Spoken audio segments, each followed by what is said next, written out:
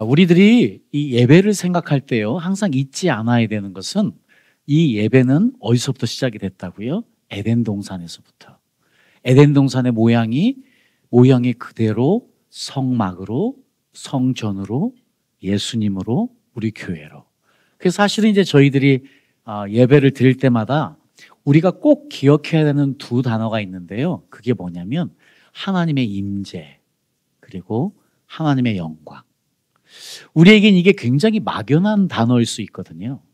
그런데 이 막연한 두 단어가 우리에게 너무나 중요해요. 왜냐하면 하나님의 마음이 여기에 있기 때문이거든요. 자, 오늘은 그래서 이제 하나님의 임재와 영광, 이것을 경험하는 예배가 돼야 되고, 이것을 경험하는 교회가 돼야 되고, 이것을 경험하는 그리스도인들이 돼야만 된다는 것인데요. 그래서 영광에 대한 이야기를 잠깐 살펴보면요, 영광이라는 것은 사실 하나님의 지상의 임재, 하나님이 이 땅에 내려오시는 거예요. 이 땅에 내려오시는데 주로 표현을 하면 빛으로 내려오시는 것, 우리가 그렇게만 생각을 하지만 실제로는 그것 이외에도 다양한 방식으로 하나님의 영광을 드러내시거든요. 그래서 우리가 하나님이 우리와 함께 하신다 하는 하나님의 임재라는 단어를 생각하면 영광은 함께 오는 것이에요. 자, 하나님께서요, 출애굽기 25장 8절에 보면 모세에게 이렇게 말씀하십니다. 내가 그들 중에 거할 성소를 그들을 시켜 나를 위하여 짓되. 지금요, 하나님께서 성막을 지켜야 하셨어요. 왜? 우리랑 함께 하시려고요. 우리 가운데 거하시기 위해서 지어놓은 것이 성막이었고 성전이었고, 그리고 예수님이셨거든요. 자, 이 성막과 성전, 이것은 하나님의 계심이거든요. 하나님의 함께 하심. 그래서 하나님께서요, 예수님을 보내실 때 예수님의 이름도 임마누엘이래요. God with us. 하나님이 우리와 함께 하신다 하는 것을요, 예수님의 이름을 통해서 하나님의 마음을 보여주신 건데, 어떤 마음이냐? 우리와 너무 함께 하기를 원하신대요. 그러니까 하나님의 우리를 향한 사랑은 마치 짝사랑이에요. 마치 엄마가 아들을 바라보듯이. 이게 제일 저한테는 맞는 표현이에요. 죄송합니다. 우리 딸들만 있는 분들은 모르실 거예요.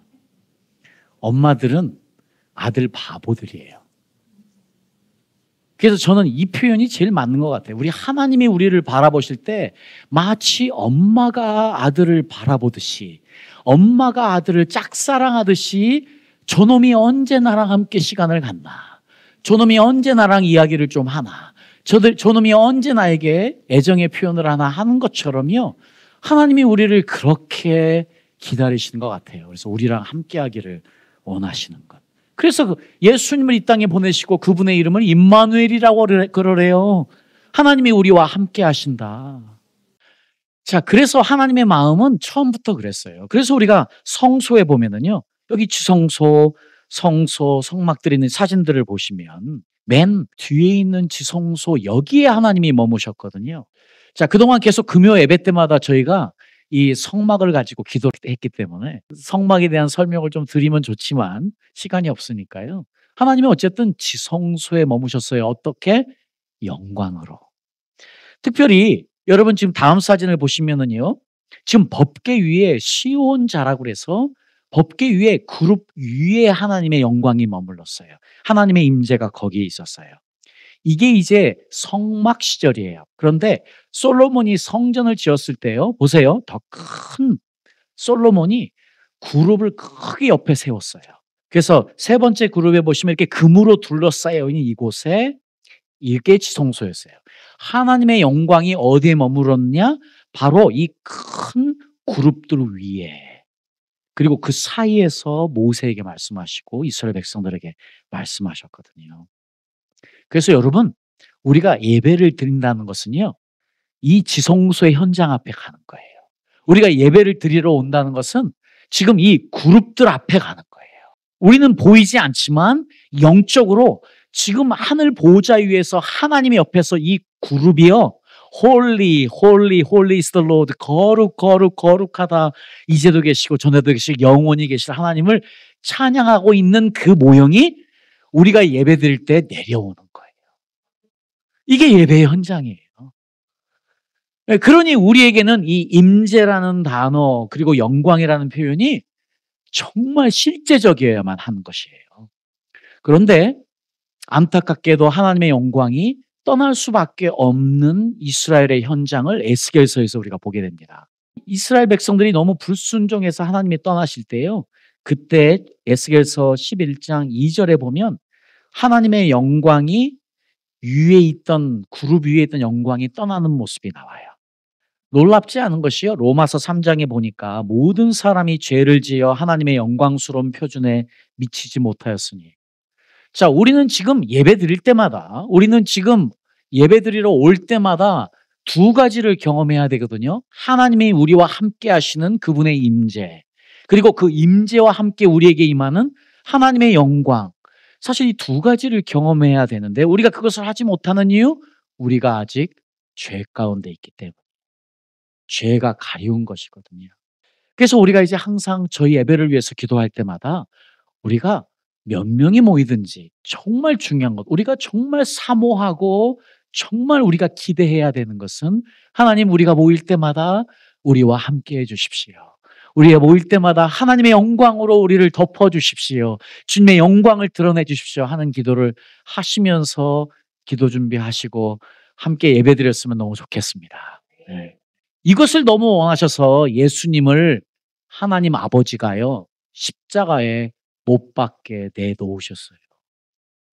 이것을 원하셨어요. 그래서 예수님께서 십자가에 못 박혀 돌아가셨을 때 여러분 성전에서 어떤 일이 있었습니까? 정확하게 예수님이 십자가에서 다 이루었다 하고 숨을 거두셨을 때 성전에 휘장이 찢어졌습니다. 그런데 여러분, 이 휘장이 찢어졌다니까 우리 집에 있는 커튼을 생각하시는데 천만의 만만의 말씀. 이 휘장의 높이가요 18m예요. 18.28m예요. 18m예요. 높이가.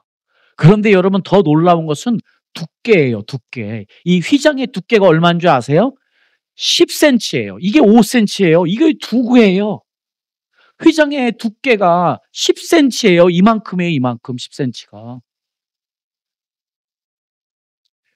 지금 예수님이 십자가에 못 박혀 죽으셨을 때 이 휘장이 찢어진 거예요. 이것이 어떤 의미냐, 여러분? 그 안에 있던, 휘장 안에 감춰져 있던 그렇게 두꺼운 휘장 안에 계시던 하나님의 임재와 영광이 이제 우리 모두의 것이 된 거예요. 오늘 우리 송현수 성도님, 지금 집에 일어나고 있는 아름다운 일들을 나눠주셨잖아요. 저 이야기는 뭐냐면 지금 하나님이 역동적으로 저 가정 위에 영광으로 임하신 거예요. 이것을 우리가 경험해야만 되는 것이고요. 그 표현을 쓰시지 않았지만 하나님이 함께 하시고 하나님의 영광이 임해서 가정에 그런 축복이 임한 것처럼 저희들도 이 두 단어를 명심하고 기도하며 경험해야 될 줄 믿습니다. 이것이 아버지의 마음이었어요. 자기 아들을 왜 십자가에 죽게 놔두셨느냐? 죄로 더 이상 하나님의 임재와 영광을 경험할 수 없는 우리들에게 예수님을 통해서 언제든지 그 자리에 나와서 집에서도 차를 탈 때도 어디에서 무엇을 하든지 내가 그분께 집중하기만 하면, 내가 그분을 생각하기만 하면, 내가 그분께 예배드리기만 하면 그때부터 나는 하나님의 임재와 영광을 경험한다. 그거 우리에게 경험시키려고 예수님이 죽으신 것이잖아요. 그래서 예수님은요 하나님의 영광이에요. 히브리서 1장 3절 말씀 다 같이 읽어보죠. 다 같이 읽겠습니다. 시작. 이는 광채시요 그 본체의 형상이시라. 그의 능력의 말씀으로 만물을 붙드시며 죄를 정결케 하는 일을 하시고 높은 곳에 계신 위엄의 우편에 앉으셨느니라. 지금 히브리서 기자가요, 예수님은 하나님의 영광 그 자체래요. 예수님은 하나님의 영광 그 본체래요. 그러니 우리가 예수님을 갖는다, 예수님을 모신다, 예수님 안에 있다 하는 의미는 영광 안에 머무는 것인 것이지요. 자, 그래서 사도 바울이요 골로새서 1장 27절에요 이렇게 또 이야기합니다. 이 말씀도 한번 다 같이 읽어보도록 하겠습니다. 자, 시작. 하나님이 그들로 하여금 이 비밀의 영광이 이방인 가운데 어떻게 풍성한 것을 알게 하려 하심이라. 이 비밀은 너희 안에 계신 그리스도시니 곧 영광의 소망이니라. 지금 사도 바울이요 예수님이 영광이신데 영광의 소망이시래요. 그러니 우리는 무엇을 바라봐야 되냐면 영광을 바라봐야 돼요. 우리는 영광을 원해야만 되거든요. 예수님이 영광으로 오셨는데 여기에서 머물지 않습니다. 여러분 베드로전서 4장 14절 말씀 볼까요? 이 말씀 다시 한번 크게 읽어보지요. 자, 시작. 너희가 그리스도의 이름으로 치욕을 당하면 복 있는 자로다. 영광의 영, 곧 하나님의 영이 너희 위에 계심이라. 여러분 지금 예수님이 하나님의 영광이래요. 그런데 예수님이 보낸 성령님이 영광의 영이래요. 그러니까 우리가 예수 안에 거하면, 우리가 성령 충만하게 되면 영광이 드러나는 것이. 그러니 이상하지 않은 거예요. 우리가 성령 충만하면 왜 얼굴이 밝아질까요? 왜 성령 충만하면 자매님들 예뻐질까요? 하나님의 영광이 임하는데. 성령 충만하게 되면 밝아지는 게 다른 이유에서가 아니고 너무 자연스러운 거예요. 성령 충만한 영광의 영이 우리에게 임했는데 우리가 밝아지고 예뻐질 수밖에요. 자, 그러면 이 영광, 우리는 그럼 어떻게 이 하나님의 영광을 경험할 수 있는가? 자, 이제 오늘부터 여러분들에게는 영광이라는 단어가, 임재, 하나님이 함께 하신다는 단어가 입에서 그냥 튀어나와야 돼. 그리고 여러분의 기도가 돼야 돼. 그리고 경험하는 실제가 돼야 되는데 어떻게 경험할 수 있느냐? 우리 요한복음 굵은 줄로서 인구만 읽겠습니다. 시작. 내게 주신 영광을 내가 저희에게 주었사오니. 지금 예수님이 뭐라고 말씀하시느냐? 영광을요 예수님이 우리에게 주신대요. 그래서 우리는 영광을 경험해야만 됩니다. 매일매일 하나님의 영광으로 나를 비추십시오. 하나님의 영광으로 나를 채우십시오. 하나님의 영광으로 내 가정 위에, 내 자녀들 위에 머무십시오 하는 기도가 우리가 드려야 될 너무나 중요한 기도예요. 왜냐하면 예수님이 이것을 주시기 원하시기 때문에. 예수님이 내게 주신 영광을 내가 저희에게, 제자들에게 주었사오니. 그러니까 만약에 우리가 예수님의 제자로 산다고 하면서 이 영광을 누리지 못하면 예수님의 마음을 아프게 하는 거예요. 자, 그래서요 계속 연이어서 요한복음 17장 24절에 예수님이요 이렇게 말씀하시고 나서 내게 주신 나의 영광을 저희로 보게 하시기를 원하옵나이다 하고 예수님이 기도하고 계세요. 누구를 위해서? 제자들을 위해서. 무엇을요? 영광을 볼 수 있도록. 여러분, 이것이 여러분과 저를 향한 예수님의 기도임을 믿습니다. 여전히 예수님은 우리들이 모일 때마다, 만날 때마다, 우리가 우리의 골방에서 예수님께 우리의 마음을 드릴 때마다, 우리가 무엇을 하는지 우리의 마음을 그분께 드릴 때마다 그분은 우리를 위해서 기도하실 거예요. 내 사랑하는 딸이, 내 사랑하는 아들이 하나님의 영광을 보게 하십시오. 경험하게 하십시오. 그리고 간증하게 하십시오. 그리고 영광 돌리게 하십시오. 그래서 이 땅에 빛이 되게 하십시오. 자, 그래서 우리가 해야 될 일은 이 영광을 기대하는 거예요. 이 영광을 기대하며 이 영광을 바라보며 즐거워하는 일인데요. 그래서 로마서 5장 1절 2절 말씀, 우리 이 말씀 한번 다 같이 크게 읽어보겠습니다. 시작. 그러므로 우리가 믿음으로 의롭다 하심을 얻었은즉 우리 주 예수 그리스도로 말미암아 하나님으로 더불어 화평을 누리자. 또한 그로 말미암아 우리가 믿음으로 서 있는 이 은혜에 들어감을 얻었으며 하나님의 영광을 바라고 즐거워하느니라. 여러분, 우리가 하나님의 영광을 바라봐야 됩니다. 그리고 그 영광으로 인해 즐거워해야 됩니다. 이것이 진정한 그리스도인들이 누리는 이 땅에서의 축복임을 믿습니다. 자, 그러면은요 우리가 또 알아야 되는 사실이 있어요. 하나님의 영광을 경험할 때 어떤 결과가, 우리는 이제 하나님의 영광을 바라보고 즐거워하는 것, 이것이 우리의 삶인데 이 영광을 우리가 정말 경험하게 될 때 어떤 결과가 우리 삶에 있느냐? 바로 이런 일들이 일어나네요. 영광이 임하면 요한복음 17장 22절 말씀, 이거 다 같이 한번 읽어보겠습니다. 우리 교회를 위한 기도 제목이기도 합니다. 다 읽겠습니다. 시작.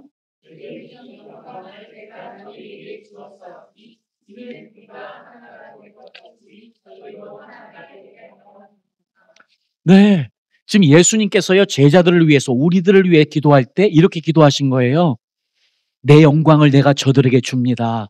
저들에게 내 영광이 임하면 어떤 일이 있습니까? 아버지와 내가 하나 된 것 같이 저들도 하나 됩니다. 그러니까 우리 모두가 다 왜 이 하나님의 영광을, 이 빛을 경험해야 되느냐? 우리가 하나 돼야 하기 때문이에요. 우리가 하나 되고 싶다고 하나 되는 것이 아니고, 예수님의 기도대로 하면, 우리가 하나님의 영광을 경험하기만 하면 하나 되지 않으라고 그래도 우리는 하나 될 줄 믿습니다. 우리 모두 하나님의 영광을 경험하는 복된 사람들 되어서 웨이크업 교회는 예수님의 이름으로 하나 된 공동체가 될지어다. 아멘. 자, 그런데 예수님께서요, 요한복음 15장 8절 말씀에 또 이렇게도 말씀하세요. 너희가 열매를 많이 맺으면 내 아버지께서 영광을 받으실 것이요 너희는 내 제자가 되리라. 자, 이제 우리들은 제자의 삶을 살아야 되고 제자가 돼야만 되거든요. 근데 제자는 아무나 되는 것은 아니에요. 실제로 예수님 시대 때, 예수님이 이 땅에 계실 때도 수많은 사람들이 예수님을 따랐어요. 그중에 실제로 예수님을 따른 사람들은 500여 명밖에 되지 않아요. 그중에서도 예수님이 골랐던 사람들은 70명, 또 12명의 제자들밖에 없었어요. 수백만의 사람들이 예수님을 따르면서 예수님의 말씀을 듣고 예수님의 그 기적을 지켜보면서 예수님 굉장한 분이네 했는데, 실제로 제자된 사람들은 많지 않아요. 그런 것처럼 오늘날 많은 분들이 교회에 나오지만 그 모든 분들이 다 예수님의 제자 아니에요. 안타깝게도요. 저는 우리 웨이크업 교회를 위해서 기도할 때 여러분 한 분 한 분이 정말 예수님의 제자 되기를 기도합니다. 그래서 우리가 오늘처럼 2주에 한 번씩 이렇게 간증을 할 때마다 서로 하려고 난리를 치는 역사가 있기를 바랍니다. 왜냐하면 하나님을 매일매일 경험해서 그냥 간증하지 않고는 견딜 수 없는 사람들이 쏟아져 나와야 제자가 되기 때문이에요. 왜냐하면 우리가 하나님의 영광을 경험하면 어떤 일이 열매가 맺어진대요. 우리가 그분 안에 거하기만 하면 열매가 맺어지거든요. 예수님이 지금 내 안에 거하라, 그러면 내가 너로 하여금 열매를 맺게 하겠다. 여러분, 이 땅에서의 우리의 삶에 우리가 할 일은요, 한 가지예요. 예수님만 붙잡는 일이에요. 나는 예수님만 바라보겠습니다. 여러분, 정말 해바라기처럼 주바라기가 돼야만 됩니다. 이것이 구원이에요. 이것이 제자의 길이에요. 그리고 이것을 하게 되면 내 안에 계신 그 예수님께서 영광으로 임하셔서 열매를 맺게 해서 하나님의 영광이 드러나고 우리는 예수님의 제자가 됩니다. 여러분, 그러니 우리 주님 오시는 그날까지 여러분 예수님만 붙잡고 사시는 저와 여러분 될 수 있기를 축복합니다.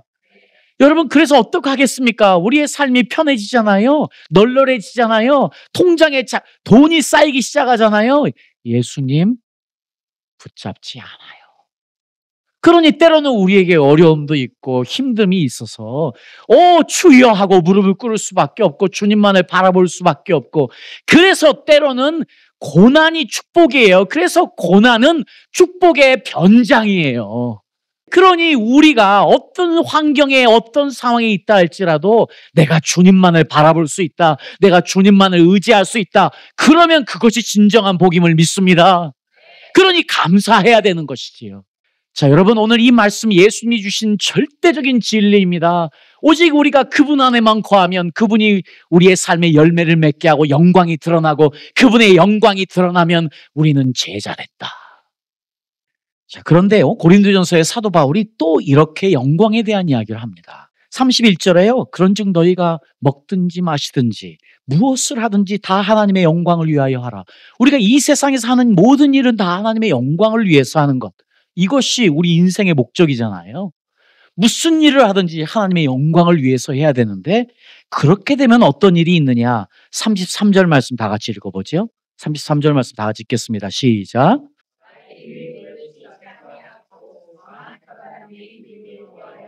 저희로 구원을 얻게 하라.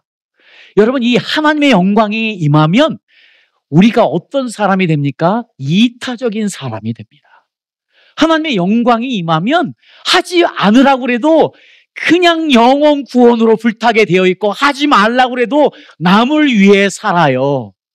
그런데 결국 우리가 왜 이기적인 사람이 되어 하나님의 영광을 아직 경험하지 않은 그리스도인들은 여전히 나만을 위해서, 내 가족만을 위해서 이기적인 삶을 살게 되는 것이죠. 그러니 이 그리스도인들에게 하나님의 임재와 영광을 경험하는 것은 너무나 중요한 일이에요. 우리가 이 땅에서 정말 빛이 되는 삶이 되기 위해서는 내가 억지로 할 수 있는 것이 아니고 오직 우리가 그분 안에 머물러 그분의 임재와 영광이 우리에게 임할 때 가능한 이야기라는 것을 지금 사도 바울이 고린도전서에서 하고 있습니다. 자, 그래서요, 여러분, 지난번에 우리가 이 땅에서 경험해야 되는 네 가지, 네피오스, 파이디온, 그리고 테크논, 그리고 히오스까지 설명드렸잖아요. 우리는 어린아이, 철딱서니 없는 어린아이부터 하나님의 아들들까지 가야 되는데 그 중간에 세 번째 단계인 테크논, 이것이 무엇이냐? 하나님 아버지를 전적으로 의존하는 아이. 이게 테크논이에요. 그런데 여러분, 로마서 8장 19절 21절에 보면요, 21절에 보면 지금 이 세상의 모든 피조물들이 누구를 기다리고 있느냐? 바로 이 테크논, 하나님 아버지를 전적으로 의존하고 사는 이 하나님의 자녀들이 누리는 무엇? 영광의 자유. 지금 이 세상의 모든 우주 만물들이요, the creation of God, all creation of God, eagerly waiting for the sons of God to be revealed, the children of God revealed, the creos of God, technon of God to be revealed. 왜? 왜냐하면 오직 하나님 아버지만을, 예수님만을 전적으로 의존하고 사는 사람만이 누리는 영광. 그런데 지금 사도 바울은 그 영광의 자유, 여러분, 자유는요, 우리 그리스도인들이 누려야 될 가장 중요한 예수님이 주시는 축복이에요.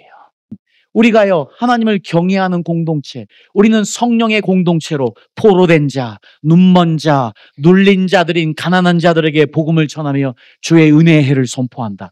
우리는요, 우리 교회는 앞으로 가난한 자들인데 어떤 사람들이요? 포로된 자들이 와야 됩니다. 눈먼 자들이 와야 됩니다. 눌린 자들이 와야 됩니다. 그런데 그냥 오는 것이 아니고 이들이 우리와 함께 예배할 때 자유를 누려야만 합니다. 이 자유가 여러분, 이 종에게부터 나가야 되고 여러분들에게 나가야 되고, 그래서 누구든지 이 교회에서 함께 예배게 드리게 되면 어떤 일이 있어요?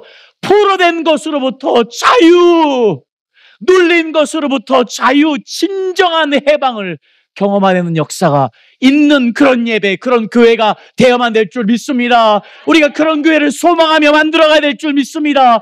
그렇게 준비하고 예배의 자리로 나와야 될 줄 믿습니다. 그렇게 예배를 위해 기도해야 될 줄 믿습니다. 자, 이 영광의 자유, 이것이 우리에게 나머진데요. 자, 그렇습니다. 영광이라는 단어가 얼마나 중요한지 하나님의 임재와 함께 간단하게 살펴봤지만요, 왜 이것이 중요하냐? 하나님의 임재와 영광을 경험하는 사람만이 어떤 것을 경험하느냐? 예수님처럼 되는 것을 경험합니다. 우리 고린도서 3장 18절 말씀, 다 같이 한번 읽어보죠. 이 말씀. 자, 시작. 우리가 다 수건을 벗은 얼굴로 거울을 보는 것 같이 주의 영광을 보매 저와 같은 형상으로 화하여 영광으로 영광에 이르니 곧 주의 영으로 말미암음이라. 우리가 성령 충만하잖아요. 그래서 예수님만 붙잡고 살잖아요. 그러면 주님의 영광, 성령의 영광이 우리에게 임합니다. 그러면 우리가 이 영광에서 어디로요? 영광의 본체이신 예수님께로 갑니다. 그러니 너무 자연스럽지요. 그래서 빌립보서 3장에 우리의 낮은 몸을 자기 영광의 몸의 형체와 같이 변하게 하시리라. 우리가요, 이 영광을 계속해서 이 땅에서 경험하고 살아가게 되면 우리가 예수님처럼 된답니다. 예수님 같이 되는 것, 이것이 우리 그리스도인들의 최고의 목표인데, 우리와 함께 하신 하나님 예수님을 경험하고 우리와 함께 하신 성령님을 경험하며 하나님의 영광을 경험하면 예수님처럼 된다. 이 역사가 저와 여러분 가운데 충만하게 넘치시기를 축복합니다. 예수님처럼 되어갑시다. 자, 이렇게 우리가 하나님의 임재와 영광을 경험하며 이 땅을 살아가잖아요. 바로 이 사람이 다시 오실 예수님을 기다리는 사람. 우리 유나자매 간증에서의 고백처럼 그렇습니다. 살아있는 종들은 마지막 때를 이야기하지 않을 수 없습니다. 왜냐하면 우리가 정말로 마지막 때에 살고 있기 때문입니다. 오늘 제가 여러분과 말씀드린 하나님의 임재와 영광을 경험하는 것, 바로 이 사람들이 누구를 기다리는 준비가 된 사람이냐. 누가복음 21장 27절 말씀 다 같이 읽어보지요. 시작. 그때의 사람들이 인자가 구름을 타고 능력과 큰 영광으로 오는 것을 보리라. 지금 우리가요, 하나님의 능력과 영광으로 오실 예수님을 기다리고 살면서 그분을 기다리는 최고의 준비가 무엇이냐? 그분의 영광을 경험하며 사는 것입니다. 자, 그래서 골로새서 3장 4절 말씀 다 같이 읽어보겠습니다. 마지막 말씀입니다. 힘차게 선포하며 함께 읽도록 하겠습니다. 시작. 우리 생명이신 그리스도께서 나타나실 그때에 너희도 그와 함께 영광 중에 나타나리라. 오직 이 땅에서 매일 주님 안에 거하며 주의 영광을 경험하며, 그래서 예수님처럼 변해가는 저와 여러분은 영광으로 오실 예수님을 만나게 될 것입니다. 그리고 진정한 영광으로 들어가게 될 것입니다. 이 축복이 저와 여러분 모두에게 임하시기를 예수님의 이름으로 축복합니다. 아멘.